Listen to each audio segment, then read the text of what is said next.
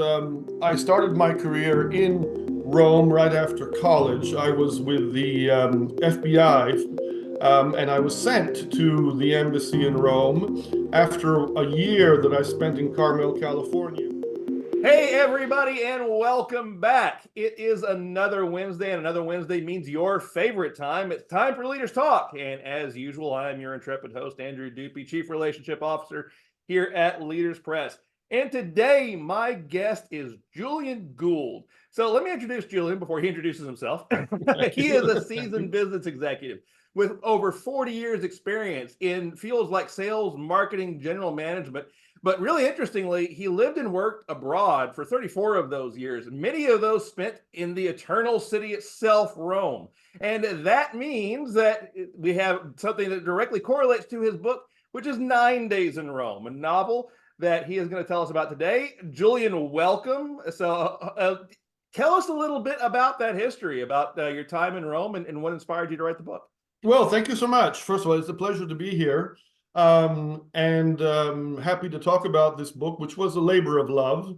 As you mentioned, Andrew, I started my career in Rome right after college. I was with the FBI, and I was sent to the embassy in Rome after a year that I spent in Carmel, California, learning Russian. So one would expect, well, now why in the world would you be learning Russian through the FBI if then they send you to Rome, Italy?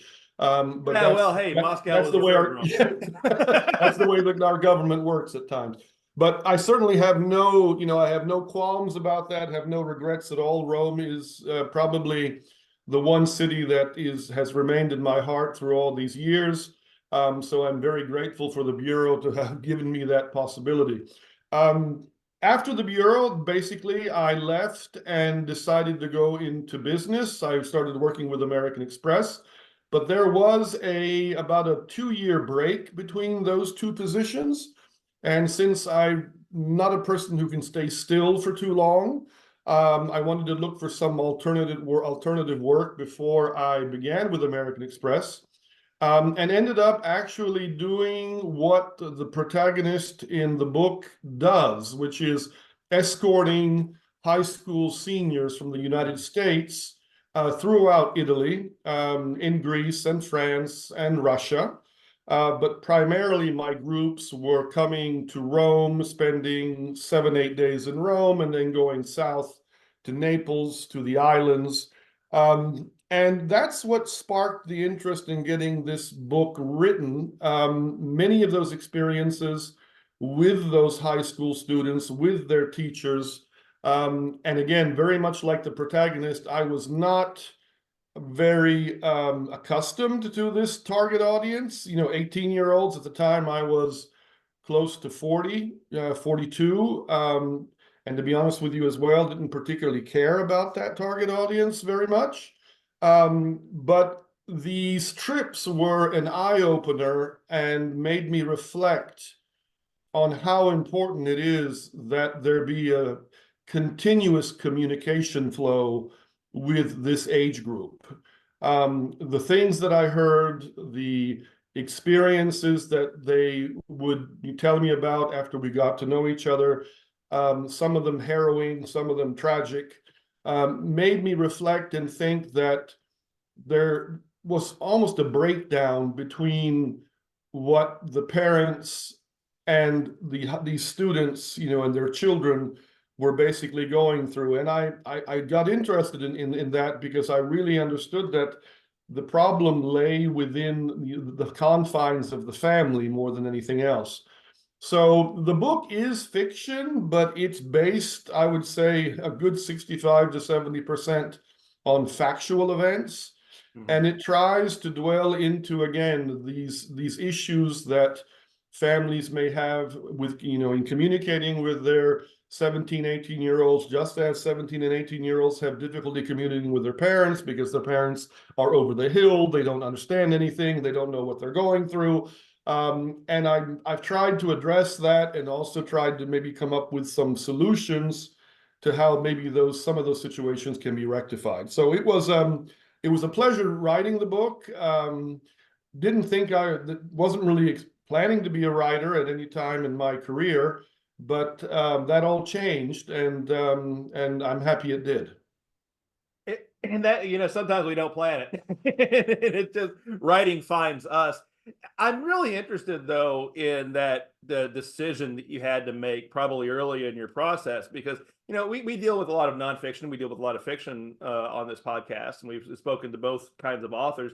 And I have run into more than one, you're not the first, that has said, I had something nonfiction that I ran into that I wanted to express, but I couldn't express it properly without putting it into the framework of a fiction novel.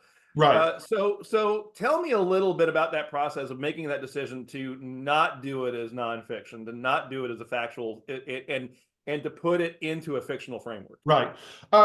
Yes, had it been a nonfiction, I am not, I have to say that up front. I'm not a psychologist. I'm not a psychiatrist. My studies are not in, anything having to do with child psychology or things of that nature. And therefore, I didn't want to touch that too deeply, because I think I would have been speaking, outside of my bounds.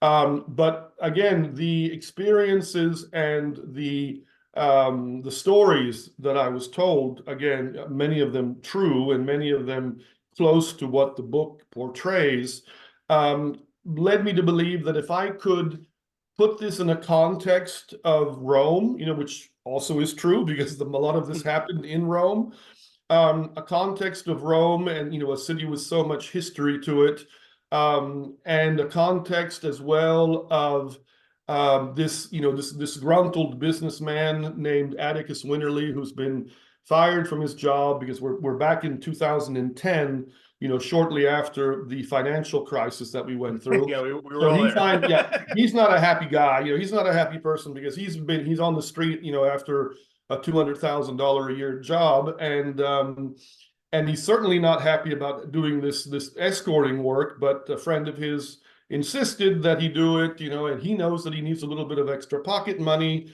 So why not? So he does it. But I thought it was interesting also to kind of portray that sort of individual knocking heads with these seniors in high school, and how that conversation would develop.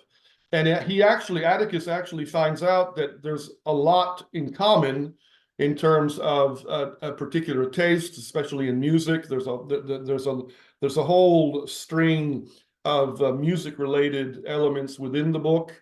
Atticus likes to cook, so there's a lot of that going through there. And he also is not a historian, but he enjoys history, so he's able to, I think, give a good background to the teachers and the students about what the city of Rome is all about.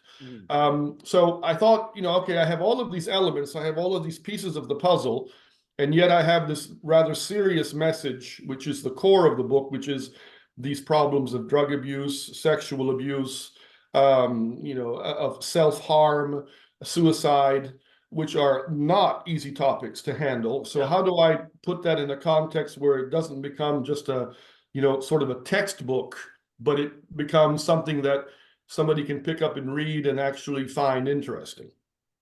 Right, because you're having to put the reader in the shoes of experience. And I relate very much to what you're saying. I mean, as an educator myself, I had spent years teaching history and high school history to the same age group that you're talking about. And yeah, you'll find that when you're an educator, that these children are in extremely strange circumstances compared to what we probably were when we grew up. But there's still the commonalities that you can find. And I found that many times. They were surprised. Hey, I like playing video games. I like flight sims. I like some of the same things you do. I like your music. But you can't do that. You're right, in a non-fiction setting. No. In something that just says, I did this and I experienced this, because you're missing the flavor of the interaction. Absolutely. Absolutely. Talking about music, I'm a very big, and people kind of, they look at me and frown sometimes, but I'm a big Marilyn Manson, Slipknot, Dead Kennedys fan, and that always threw these kids off. I mean, that part Yeah. of the book is real because when I would have these discussions with these kids, they would look at me and their mouths would, would just would drop a couple of inches because and the first comment was, I can't talk to my dad or mom about the music I listen to because they say it's trash. Well, if you cut off, and I thought about that long and hard, if you cut off the child that way and everything becomes trash in terms of what they're interested in, whether it be, the video games, whether it be the rock music or the death metal, you're automatically creating a divide where the child is going to look elsewhere to communicate. Right. And it's not that difficult to, I'm not saying that every parent out there has to be a Slipknot fan or a Marilyn Manson fan, but Right. I have a 14-year-old daughter, and she obviously is into Taylor Swift, as is I think every 14-year-old. She's into Ava Max. Sure. She's into all, and I'm not particularly fond of that music, but I will listen to it with her, and then I put on, the Eagles, Deep Purple, Black Sabbath, and she doesn't particularly care for that, but we discuss what are the things that we do like or don't like about it, and you've got a conversation. And from a conversation like that, I think that within the child's mind or the young adult's mind, because again, an 18-year-old is not really a child anymore. I think that, well, if I can talk to dad or mom about that, maybe I can talk to them about this, which is more difficult to talk about, but I have an open door. And the book kind of stresses the point of, especially to the parents, don't slam the door in the kid's face. Right. It doesn't bring anything. It just makes them go and look to their peer group or look to other people that you would prefer they don't talk to maybe about these things. Yeah. And I realize it takes an effort. We're all most of us are working parents. We get home, we're tired, we have to put up with the family, with this and that, and maybe your child is playing, again, Marilyn Manson at stun grenade volume in his room, and you don't want to hear it. But I think if you can step back, and say, okay, how can I communicate even for a minute or two, but let him or her understand that I get it. I think that that's kind of the key to the whole communication issue, and that's what I'm hoping that the book, brings out. I think that's so valuable too, because one of the things that I've noticed is that communication nowadays is not as easy or as clean as it used to be. I've been recently rewatching, every year I do this at the beginning of the year, Twilight Zone, and Yes. One of my favorite series of all time. And one of the things that I've noticed is how polite and communicative everyone is in every episode, even in the kind of scary ones or anything. And I relate that to today, and we don't really talk anymore, do we? No. It's all it's all social media now. It's all, it makes me, I just, when was it? Last week, even last week, and I'm in a relatively small city, Tallahassee here in Florida, and I was out at a restaurant, and I forget the name, but anyway, I walked by two tables.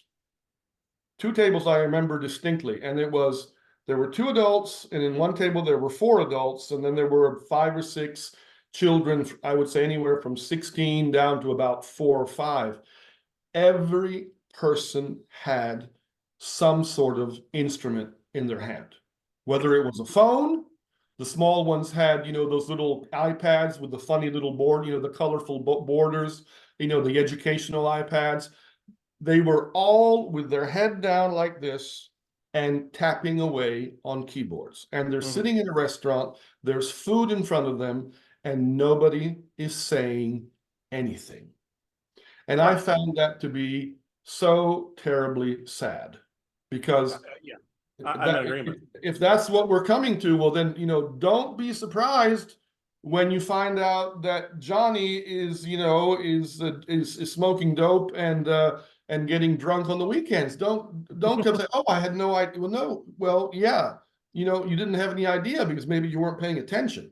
And that's what I think that, again, as much as social media and technology, I don't want to, I'm not criticizing it. I think Oh yeah, that no, I'm no Luddite there are many myself. positive aspects to it. There's no doubt. I mean, Lordy me, if I didn't have Google, I don't know what I would do. I mean, but I do think that there has to be also a way to, in a family setting, there have to be some rules.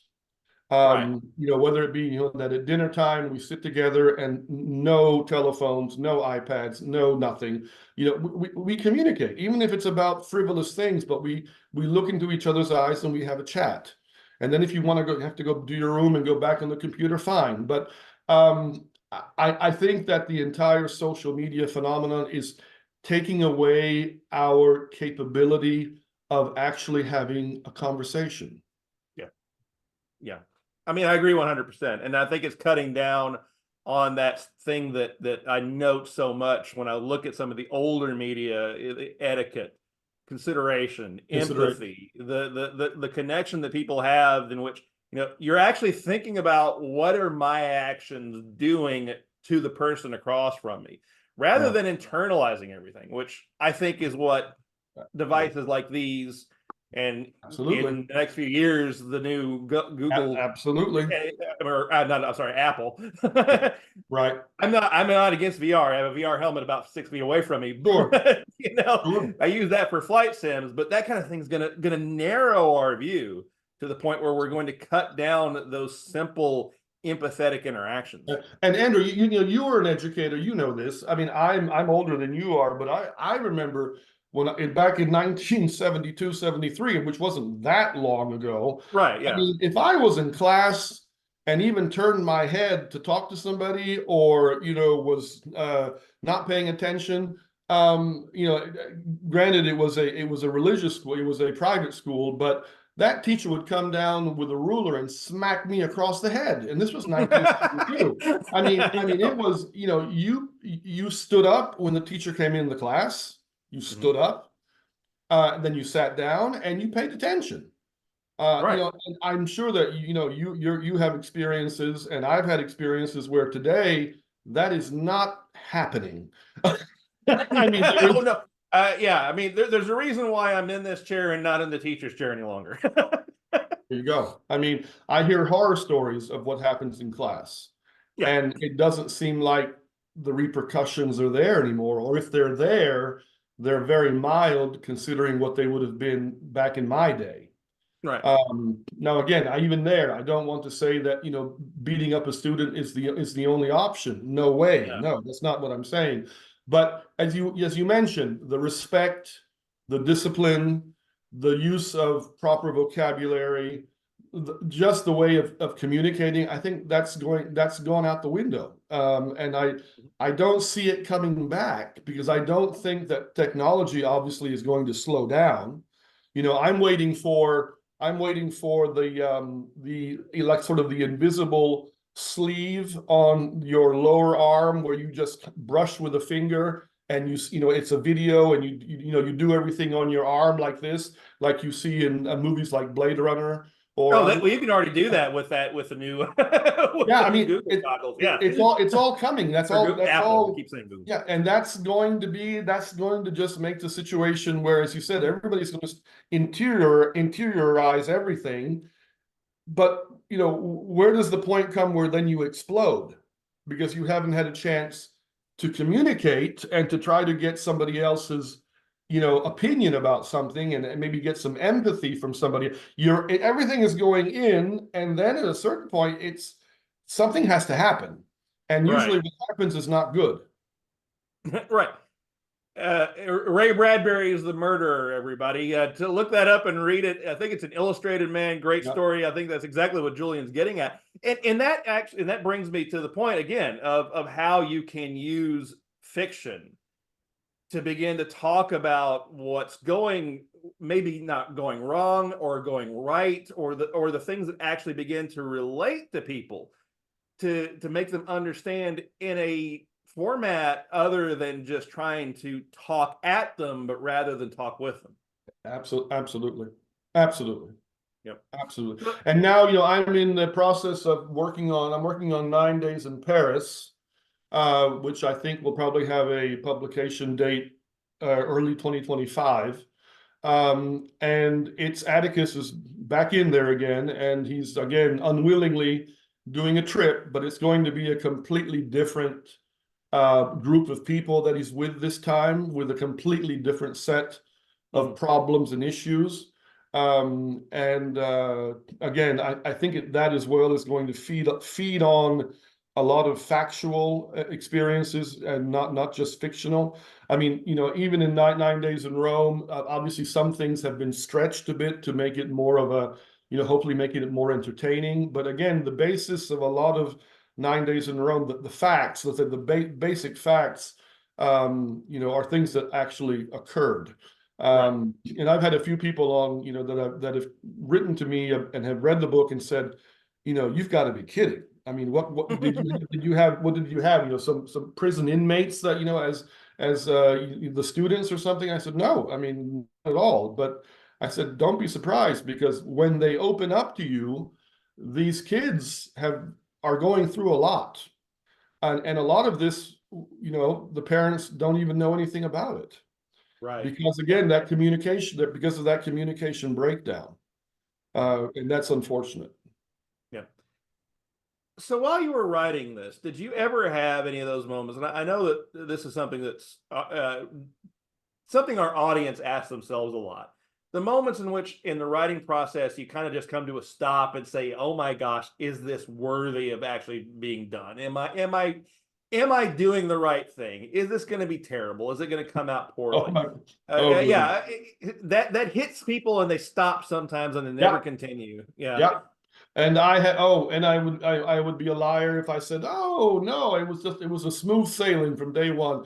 Absolutely not. There were definitely moments where I just thought, again, is this going to make any difference? I mean, other than the fact that I always knew, I knew that while I was writing it, I wanted to get to the end of it. The objective was to have even one copy printed, to have on my bookshelf, and to say, okay, I started it and I finished it. But, the thought process of, is it worth the time? Is it worth the money? Because, there is money involved. You have to have help to get a book done. It's not everything is not free of charge. So, the investment, the time, and then the afterwards, which I think people need to think about as well. The writing the book, yeah, I think is a great self-satisfaction. You said, okay, I did it. And then when the book comes out, there may be some people out there, who will think, okay, I've written a book, I got a publisher, it's being printed. Therefore, as soon as this thing hits Amazon and Barnes and Nobles and Books A Million, I can just sit back and go to the Bahamas for the rest of my life. And I would like to make that very clear, even though I think most of the audience that you have knows this already, that's not the case. I mean, unless your name, of course, is Stephen King or the other, Tom Clancy, but if it's especially me, this was my first time book, I mean, what am I expecting that, that Netflix calls me 24 hours later and says, we want to make a movie out of this? I mean, who knows? I'm not saying that may not happen one day, but it's certainly not going to happen overnight. So I had those moments, but to be honest with you, I think that as long as you know what the subject matter is that you want to convey, and as long as you are knowledgeable enough about that subject matter to where that what message you want to get across, I think that's going to be the driving factor for you, even when you have those bad moments where you just stop. And I've had days, I was having maybe 3 or 4 days where I just wasn't writing anything because I thought this is just a waste of time. But I found that I was able to get back in the saddle rather quickly because I knew that I wanted to talk about this. This was something that the one thing that that I would highly recommend is don't get started in a book writing process. At least this is my opinion. If you have absolutely no knowledge of what you're talking about.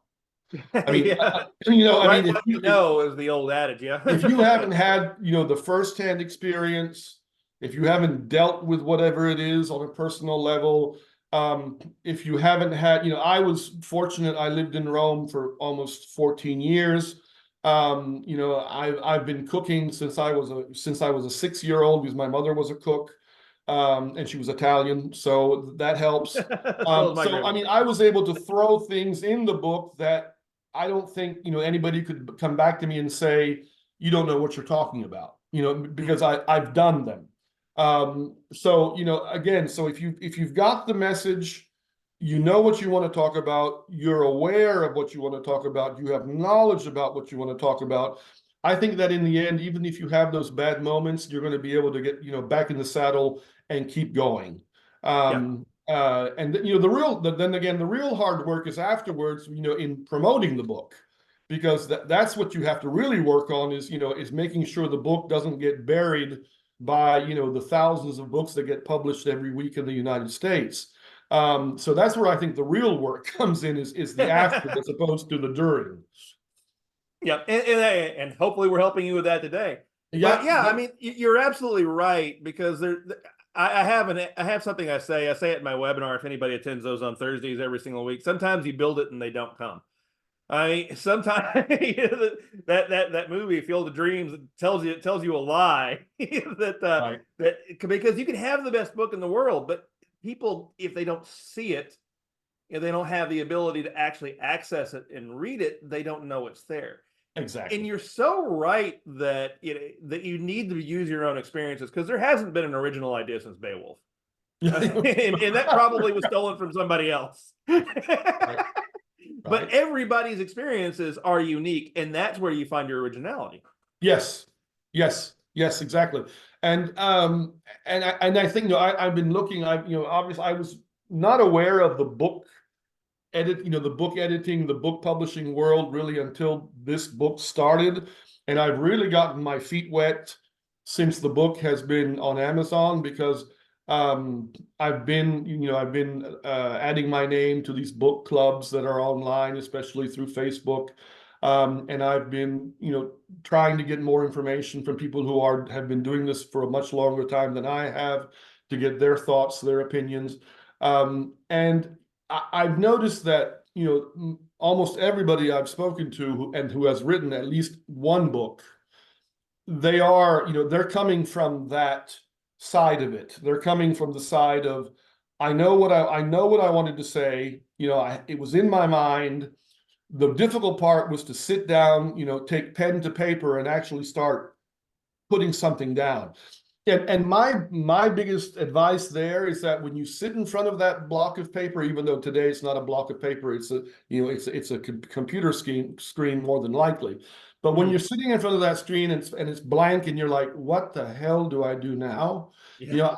My opinion, what's worked for me at least, is just literally regurgitate everything that's going through your mind onto that piece of paper or onto that computer screen. Doesn't matter what kind of jumble mumble it turns out to be. Just start. And it may be fractions of sentences, it may be whole sentences, it may be, meandering sentences that never have an end to it. There may be no punctuation, but just start typing. If it's names of people that that you want in the book, throw those in there. Then you're going to get to the end of the page, and it's going to be like, okay, what have I just done? But when you go back and you start seeing, okay, that's right, I wanted that person, yeah, and that I didn't want to forget about.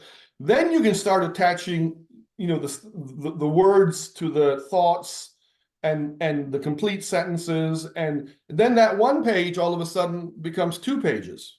And then it becomes 3 pages. And once you've got that little snowball rolling down the hill, you don't stop it. Right. But again, that was, more than just kind of going through the process and stopping one day and saying, is this worth it? I think my biggest problem was the very first day. And I was just looking at, in my case, I was looking at a legal pad because I was on a plane, and it was a long trip. And I just sat there and said, what do I do? Hello, my name is Julian Gould. What do I? And that's when I said, no, let's just spit it out. Let's just brainstorm. And from that, it was a flight to Singapore. And I came out of that flight. I mean, I won't say the whole legal pad, but I would say that a good half of that legal pad was filled with words and phrases and points, and from that the book came out. So yeah, I think many first-time authors think that if they don't start with a perfectly grammatically correct sentence from the beginning, dark and stormy night. Yeah, it's not going to work. I'm not capable. Don't do that, because you're never going to start. But just mumble jumble it. Just throw out a thought, an idea that doesn't even make any sense, on page 1. It should be on page 50 maybe. But if you can just throw up, which is not as nice as saying regurgitate, but if you can do that, I think from the start and get that ball rolling, I think that makes the whole experience much easier. I completely agree. And ladies and gentlemen, over the course of this podcast, listen to Julian, listen to other episodes. You're hearing the same thing from all the way from New York Times bestsellers, USA to Wall Street. They all say that same thing. It's so important to just get it done and get it going. Just fantastic words of advice, Julian. So where can our audience find out more about you? Well, it's funny you say that, because one of the first things that the people within Leaders Press that I worked with said that they started asking me from the beginning, tell us what social media sites you're on, so that we can start with. And I was like, well, I'm on LinkedIn. I have been on LinkedIn for a number of years because of the job and the various jobs. I mean, LinkedIn has been helpful, but I didn't have a Facebook account. I didn't have an Instagram account. I didn't have a Twitter account. I didn't have anything, nothing at all. And so now I am on Facebook because of the book primarily. I use that, to be honest with you, to sort of promote the book with visuals and with little storylines about the book.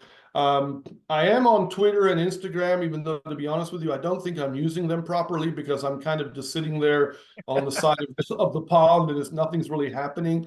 But I'm very active on LinkedIn. I think I have close to 5,000 followers right now, which is not very much. I know people in LinkedIn who have 15, 16, 18,000 followers, but LinkedIn has been very helpful. But I am on Facebook, and and the book itself has kind of gone. I'm kind of surprised, because I will go on Google and I'll find that it's on some other website that I've never heard of before.